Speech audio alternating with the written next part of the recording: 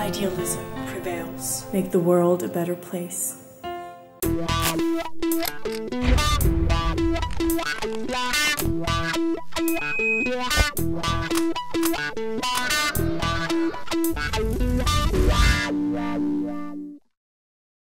Welcome to Idealism Prevails Kamingespräche. Today my guest is psychotherapist, coach, writer and spiritual activist Serge Beddington-Behrens.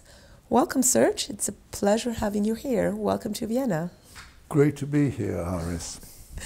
So, Serge, you've been working for more than 30 years as a psychotherapist, as a coach, and as a spiritual activist. What exactly is a spiritual activist? Well, an activist is that you take a stand for what cause you believe in.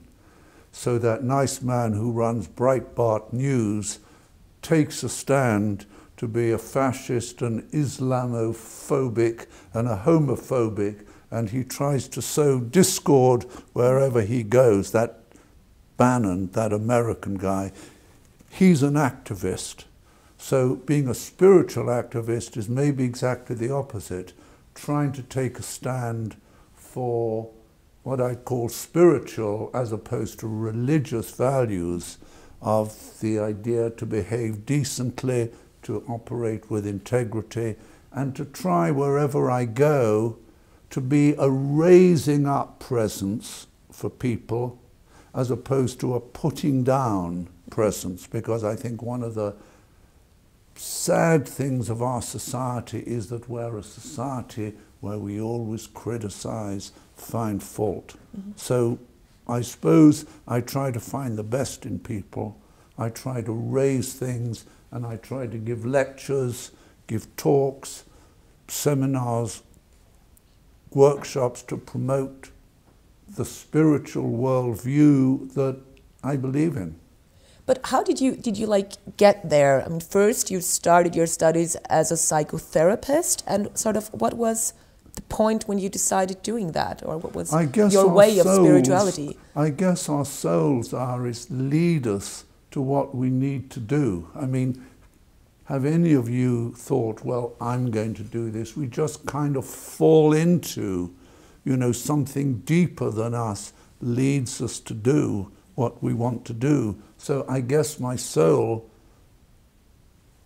had always intended me to do this work as opposed to being a stockbroker, which is what my dad wanted me to be. You know, I didn't want to be a stockbroker. So what did your dad say when you told him you were going to become a psychotherapist and spiritual activist? Luckily, he died before that happened. So no doubt he's turned in his grave, but no, actually, I think probably not, because probably he would approve of what his then wayward son has ended up doing. So I guess as a psychotherapist, but also as a spiritual activist, you deal a lot with problems or challenges of people are having. Yeah. What do you think, like, because you're more doing that for more than 30 years, have like the problems or things people have to deal with changed in the last 30 years, or is it still sort of the same things, the same stuff? Well, I think there's two problems that people have to deal with. The problems caused by the society we live in and the problems caused by the culture we're brought up in, or the story about how a person is supposed to be that we inherit. In terms of the society, I think we're living in really difficult, angry times. Do you remember at the Arab Spring that we thought, or the fall of the Berlin Wall, there was going to be a wonderful new age, the end of communism, and a universal humanity would happen and all would be peace. Well, I don't think it's turned out that way. I think it's very difficult society today, especially for young people. And why are there so many demagogues around? Because there's a lot of unhappy people who have ideals that they know will never be realized because of the inequality in our society, where the rich get richer and the poor get poorer, and so there's chaos and envy and enmity as people cannot be the sort of person that they want to be. So I think it's difficult in society. So I think that we have additional social problems in Europe and really everywhere in the world that did not exist to this extent 10 years ago. And in terms of our personal problems, I think that they're always the same. But there's the mystery. You have some people who've had a terrible background and yet they grow up to be happy, balanced people. And I just wanted to ask that. You find some people who once had a father who sort of kind of, you know, slapped his son in the face and the son has never recovered. So I think there's such a thing as character. Yeah. You know, people have character. So, yeah. Yeah, you just mentioned that. That would have been my next question. There is, like, in psychology, like, you know, everything sort of goes back in a way to the childhood, what happened to you in your childhood. And I also just felt like I know quite many people that have not had that loving childhood, but are so beautiful, heart-open people, and the other way around. I think it's also, I'm also trained as a past life psychotherapist. So I think a lot of our issues are things that we bring in from other lifetimes. I think some of our difficulties perhaps don't relate to this lifetime, but to unresolved issues in other lives. For example, I think a lot of angry young people who enroll for ISIS, for example, yes, they're angry at society and they feel that there's no hope, so they go in for a cause which can give them a sense of meaning. But I think a lot of the very angry and troubled young people also perhaps had a lifetime where they died on a battlefield, age 20. You know, you're shot and you're wounded, and your last thoughts before you die, what a helpless, hopeless thing. I'm dying and I'm young and I don't want to die. And then you die and you come in, you're reborn, and you come in with those feelings. So I think that there's a lot of the past, not only of this life, of life before, and also each of us carry not only our own wounds, but the wounds of collective humanity. You and I each hold something of the wounds that women and men have had over the millennia and that have never been healed. You just mentioned wounds. So you wrote a book with the title Awaking the Universal Heart, a guide for spiritual activists. We've got it here, where you focus on the heart and why the heart got wounded and also how to heal it. Why, like, that topic? Why did you focus on the heart? Well, I focused on the heart because we live in a society that is left-brained, where we're trained to be rational, to only believe in what science tells us, to what our five senses tell us, and the world of intuition and love and feeling that I think is the most important aspect, where our humanity lies inside our heart. We're not trained for that. In my education, I had my mind trained. I never had any emphasis on the heart, but Iris, my heart is what allows me to connect to you. My heart is what allows me to feel what's happening in the world. I just wanted to ask, what exactly is the heart? Well, at a physical level, it's the main organ that pumps blood through the body. But at a spiritual level or a metaphysical level, the heart is like the boss. And what needs to happen is that our thinking through our minds needs to happen through our hearts. So there's a marriage of love and logic. Because without the heart, there's a coldness. Wars happen.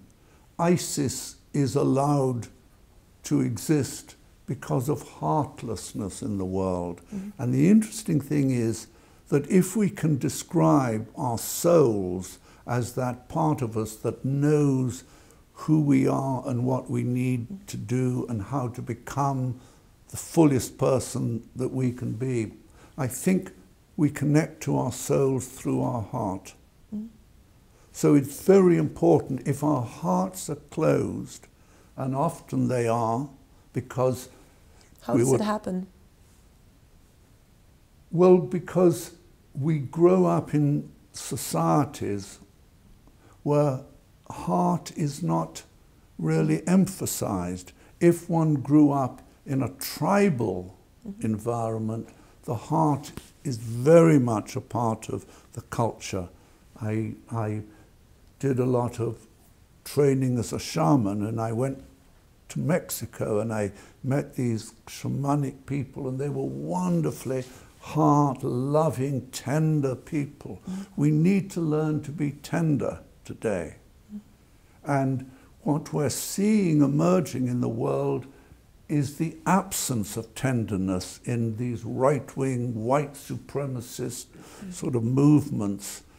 Everything, what will heal that is heart.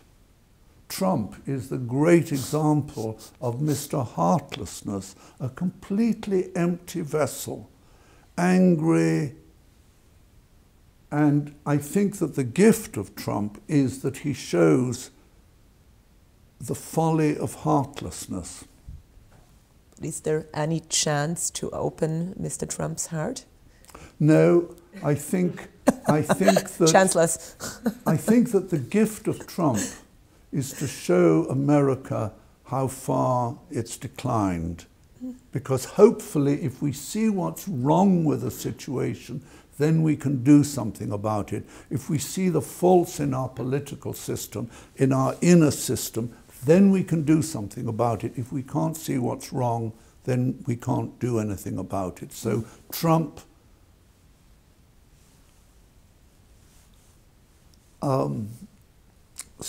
Trump just unveils everything that is wrong with the system.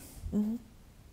But how can we, work with ourselves to just work on opening the heart? We just said, okay, Mr. Trump, no chance, but for all the other people. I'll tell you, Iris, I think if we're poets, photographers, artists, writers, we're more naturally connected with the heart than if we have a left-wing job like working in a bank. So it helps being an artist of some form. But otherwise, we just need to be aware of the heart. We need to hang around the company of people who have big hearts. We need to go to big-hearted spiritual teachers. We need to spend time listening to ourselves and finding what is going on in the inner worlds inside us. Because most of us only think in terms of earning an outer living, not earning an inner living. And above all, we need to do the things that we love doing. So we need to learn to treat ourselves tenderly and kindly. And if we have love in our life, that is a great heart opening. Mm-hmm. But talking about heart opening, you're also writing in your book about Eastern and Western perspectives on self-healing, on heart opening. In the last few years, 10, 20, 30 years, the interest in Eastern philosophy, nutrition, lifestyle healing has become very, very strong. Yeah, absolutely. Could you maybe explain the main differences between, maybe in a healing way or heart-opening way, between Western and Eastern? Well, I think we need them both, because in the West it says there's something wrong with you. You need fixing, and if you fix those wounds with your father, that stepmother who beat you up, then you'll get better. This is like what the psychology part in the West says. Exactly. Whereas in the East, the Buddhist way says, you are as you are, and that is fine. It's like the Eckhart Tolle, be in the power of the now, and you find your own beingness in the moment. I think if we go too much on that side, we can ignore the fact that we do have wounds to heal. But if we go too much on the Western side, we're spending our whole time fixing ourselves and never allowing ourselves to rest in our deeper goodness of being, which, say, we're allowed to do in Buddhist meditation. So that I think that we need both perspectives, and when I work with people, I try to see, do they need a bit more Eastern work done or a bit more Western work? But why is it the Eastern style becomes so popular? Is it because, like, people, I don't know, maybe don't want to focus their problems always? You just mentioned, like, in the West, there's something wrong with me. I just want to focus more. Well, I was an old hippie in the 60s. Actually, once an old hippie, always an old hippie. I'm just an old hippie now, as opposed to an old hippie. You're a wonderful hippie. I'm an old hippie now. And in the 60s, we all went east. We all went to our gurus in the East, because there was nothing in the West that had anything that had sort of meaning. So we had to find our meaning in the East. And since then, a lot of the Eastern teachers have come over into the West, so there's much more of an integration between the East and the West. But I think it's very important. You know, Eastern, I've hung out with a lot of Eastern gurus, and they've been very important, you know, to me. So for you, you learned from both sides. I've learned from many different sources. So what is your way of working or your way of healing? I just mentioned before, you're like in the Western way, a psychotherapist, but you're doing your sessions, but you're also doing so-called intensives during your retreats in Mallorca, where you really just focus for several days on one person. So what's your way of healing? What do you do when you heal? Okay, I'll tell you how I integrate psychotherapy and spiritual work. What spiritual work does is that it loosens the ego clench. It doesn't heal the stuff with your father and mother. In other words, if you go and meditate, you might get very peaceful, but you won't heal the issues with your father and mother. But if you do a lot of meditation, it loosens the congealment in your clenched psyche that us Westerners have. And so it allows psychotherapy to happen more easily, because you have more capacity. So that there's really a marriage. I work both with people's clenches and their wounds, and at the same time, at another level, trying to help them open up to the grandeur and the mystery and the beauty of the cosmos, so that it's both levels. And for me, the problem with the Eastern teachers is that they say ego is bad, you mustn't have anything to do with ego. And a lot of the Western psychotherapists say you can't escape into all that spiritual stuff. That's running away from what you really need to focus on, your anger around your father. I say that we need to do both together, and then there's a greater sense of wholeness. And what I do on my retreats, because I've suddenly, for 20 years, I used to teach spiritual retreats for lots and lots of people. And now I've begun to do them with 1 or 2 people. So a person comes and stays with me for a week in a kind of holistic setting with great food provided by my wonderful wife who provides organic food, and we work on all the issues sort of together. I teach them meditation, how to tune into nature. I work through their sort of difficulties with their existing life, their issues, say, around money, sex, power, love, all these issues. And I kind of blend everything together because actually all our issues are interconnected. What goes on in my body is connected in my mind. What goes on in my spiritual sense is connected to my feelings. So all parts of us are kind of interconnected. And so it's like an intensive course. Mm-hmm. If you could maybe a few examples you want to tell about those intensives, what sort of, like, you know, people were coming to you, or what was their process during these intensives? What's well, there's happening lots there? of processes. I do, excuse me, I organize the intensive around the needs of the person. And the processes get created out of the moment. I don't have a set thing that I do, because all of us have different issues. All of us exist at different levels.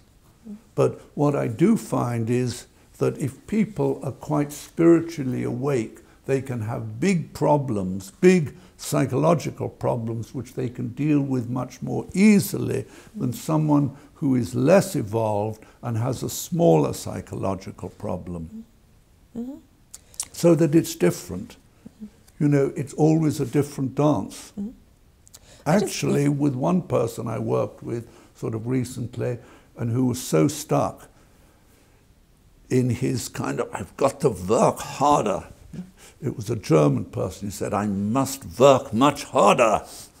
And so I stopped him doing any work, and we spent a lot of time dancing and doing stupid things and having fun together, because that's what he needed to do.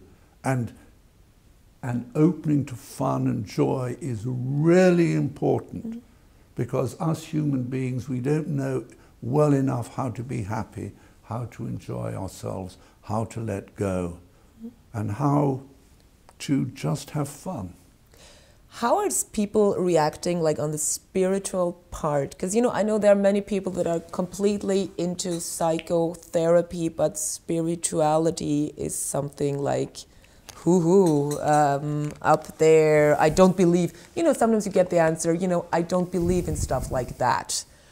Like, how do you, if you have, like, clients like that, or just want to do a classical therapy? Okay, I don't use the word God or spirituality. I sneak it in. For example, I used to work a lot with corporations, and I used to go, and instead of saying, we're going to do a meditation, I was saying, look, you want to make more money? And they'd say, yes. I said, well, you need to be more relaxed. Do you want to be more relaxed? They'd say, yes. I said, okay, well, just close your eyes and we're going to relax. So you sneak it in a little sneakily. But had I said, now we're going to meditate, all you corporate people, we're going to meditate, close your eyes and open to the cosmos, they'd have said, who is this nutter? Get him out of here. You know, so you've got to be a little bit sneaky in this game. Wonderful. At least I'm a little bit sneaky. But you just said, like, the main thing, what you also write in your book about, is to open the heart, to work with the heart. Have you got any suggestions how people in their everyday life can work on opening their heart, can, you know, focus on a happier life? Because many people don't want to go to a psychotherapist or haven't got the money doing that. Or how can, you know, maybe as a step or first few steps, how can people out there work with themselves, work on their heart? Go and live in nature. Be with nature, just when you get up, just listen to yourself. Like if you and I were to close our eyes now, just sort of listen. What we're feeling now is what goes on in our heart. So we just need to learn to listen to ourselves. And as I said earlier, we need to do things that are fun. And we can also listen to our dreams, because our dreams have a lot to tell us. Mm-hmm. Jung would talk about the need to live symbolically. And what does that mean? It means that we see that there's a deeper meaning in everything that happens to us. Mm-hmm. So if I'm in a relationship with you and you reject me, instead of my ego saying, oh, this is terrible, I've been rejected, I will stand back and say, what does this mean? Why has this happened? What's the learning from it? Mm-hmm. So that we try to live in a kind of deeper way. And the thing is that our hearts are full of wounds. So if we can clear away the wounds in our heart where people sort of hurt us, or we have wounds from other lives, then as it were, the thistles can be cleared away and our heart light can shine forth. Mm-hmm. But very important to be in the presence of loving people, of people who are open. Mm-hmm. So many people are so closed because they're afraid of opening. They're afraid of being seen for who they are. You know, if I'm to open and you see me for who I am, then you might not love me. So then I'm going to keep closed and hide myself and just put on my false face. So we've got to learn to trust to be open and to trust that we're good enough so that if people see us, that we're worth seeing. So we maybe have to work with wounds of self-worth that a lot of people carry, that we're not good enough. Again, and these wounds come because when we were young, we didn't have sort of daddies and mummies who acknowledged us, but who were critical. So that's the first step. I mean, not the easiest step, I guess. Yeah, absolutely. So, Serge, I know right now you're working on a new book. Yep. This time not focusing on the heart or again, or what? Well, it's kind of like an extension of this guy. I'm suggesting that we need, it's called Through the Gateways, or I think it's going to be called Through the Gateways, because it's about the fact that we need a new story for humanity, that I think that we're fixated on a story that is very limited, i.e. a story that says you've got to make it, you've got to be someone, you need to have power, you need to have influence, you need to be very successful. And this story is not working because there's so much inequality in the world that a lot of people can't be rich, famous and powerful, and so they feel inadequate, that they've missed out. So I'm suggesting that that old story is about scarcity, feeling separated, and a lot of suffering to it. And the new story is a story about feeling a deeper sense of abundance. How can we find a new story, a new myth to determine how we live that is based on abundance instead of scarcity? i.e., we believe in a story that there isn't enough to go round, there isn't enough love in the world, there isn't enough food, there isn't enough money, there isn't enough sex. Whatever is our idea of insufficiency. Mm-hmm. The new story says, actually, war is not inevitable. Inequality is not inevitable. Actually, the new story says there's enough food to feed everyone on the planet.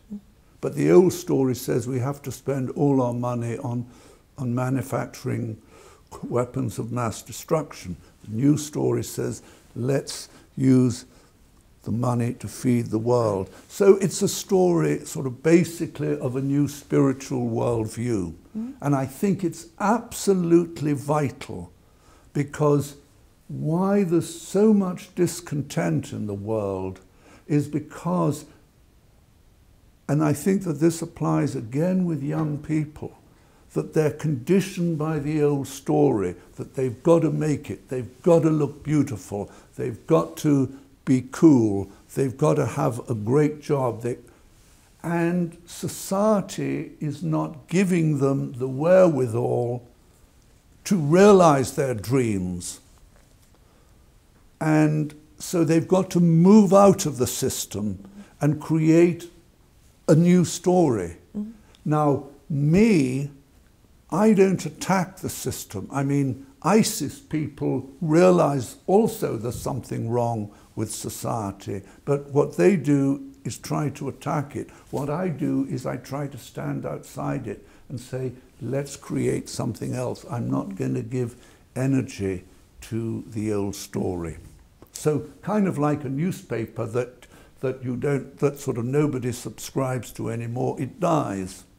So I'm saying that we need to stop subscribing to the old story. But who wrote the old story? Like, you know, who made that? That sort of goes back really to the days of the Enlightenment, that is not real enlightenment, but was Enlightenment and Voltaire and the thinking of Voltaire, where soul was scrubbed away, because many thousands of years ago, soul existed. Sort of people were less intellectually evolved, but there was more soul. And soul gradually fell away, and enlightenment and rationalism and intellectuality and materiality became the new gods. And so it's changing the gods in realizing that those are actually false gods. Okay. But great question, Iris. In fact, actually, it would take an hour to answer that, so I'll spare you. So, but Serge, how are you looking in the future? Like, is it will we still have to carry on the old story, or like, can we have a look, focus on the new story? Well, I think we need to focus on a new story. But how fast will it happen? Will it happen, and how fast will it happen? Well, it's said that if 10% of humanity evolve into a new story, then that 10%, then there can be a quantum shift and many people will evolve. Actually, if I look around the world, there's many more evolved and awakened people than there were 30 years ago. And I think in America, for example, I think there's about 20% of people who are quite awake. Really, I tell you something, in terms of the future, I think that we need two prophecies. We need to have those who say there's a golden age, it'll all be fine. And we need to have people who will say, it's terrible, there's no hope. Why do we need both points of view? Because if we felt it was all going to be fine, Iris, then we'd all sit back and say, well, it's all going to be fine. Let these guys deal with what needs to be done. If we just felt, God, there's no hope, then we'd kind of give up. So we need to dance between these two perspectives. But one thing I do feel is that a lot of people, to make the shift from the old story to the new, need to have a crisis that is bad enough to shake them to the roots, to say something has to change in my life. My life doesn't work anymore. Like they say in AA, the alcoholic has to go to rock bottom before he makes the shift. So maybe, I don't know, we're going to have crises that are going to touch even the very rich on the planet who think that they can escape climate change by having 10 houses all over the planet in areas that are not, you know, devastated by flames or floods. And there may well be a serious financial crisis, which probably might be the best thing that could happen, because it will rock the boat of materiality, that the old story evolves its false soul around. So I think there's nothing wrong with serious crises. I've had quite a few in my own life, and they've really all been catalysts for my awakening. So I think that we need to welcome crises. So it sounds a bit pessimistic. Well, a pessimistic way to get there, to get to... Well, a spiritual teacher said this: man being the resistant creature that he is, he tends not to shift unless I'm confronted with a crisis bigger than the sum of his own inertia. That's been true in my own life. I've been a lazy old so-and-so. I haven't shifted unless I've had such a kick in the backside that I've said, oh, well, I've got to change, I've got to wake up. What happened? What was the kick? Well, I've had a few. There was a time in my life that I got in my early 40s, where I had my best friend died. I got a serious disease that put me in hospital for 3 months, and there was a big financial crisis, and I lost a lot of money, all of them at the same time. So it was really a knock to my ego.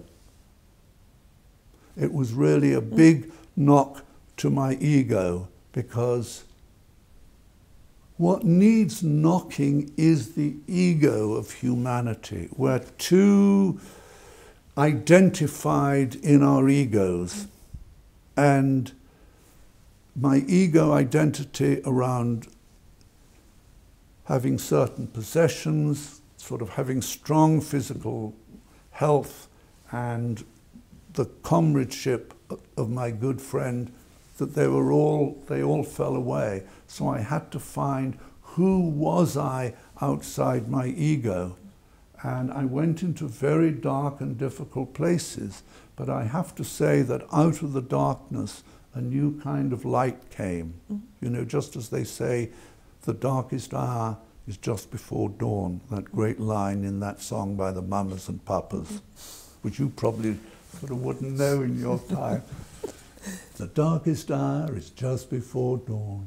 So anyway, that happened with me, and I'm very grateful to the crises. They weren't nice at the time, you know, because crises aren't nice, but they kind of reconfigure us. They knock us apart so we can be reconstellated at another level. So hopefully in 2018 we're gonna go through crisis, but at the end they will be good and we will... Yeah.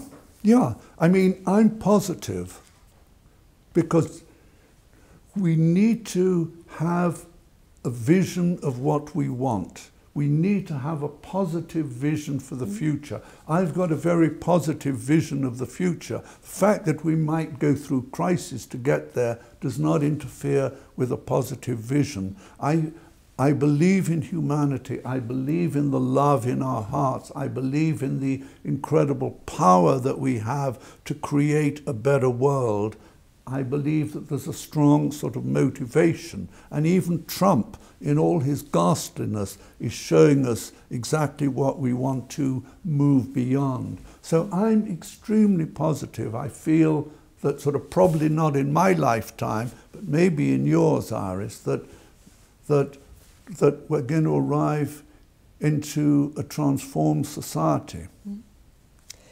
And and I'm filled with hope and positivity. But it's so important to stay positive, even if we have a crisis. So that's sort of the main message also for the people out there, for stay positive? Is that what's your message? Stay positive, open your heart, enjoy life, face your dark side, don't run away from your dark side, and don't project it on other people, i.e., if I'm a big fat elephant, I've got to own it and not project it on, and someone else and say, you horrible old fatty there, but own my own sort of greediness and sort of fattiness in me, and treat other people as we'd like them to treat us, and be compassionate and be kind. The Dalai Lama said the most important thing is that we treat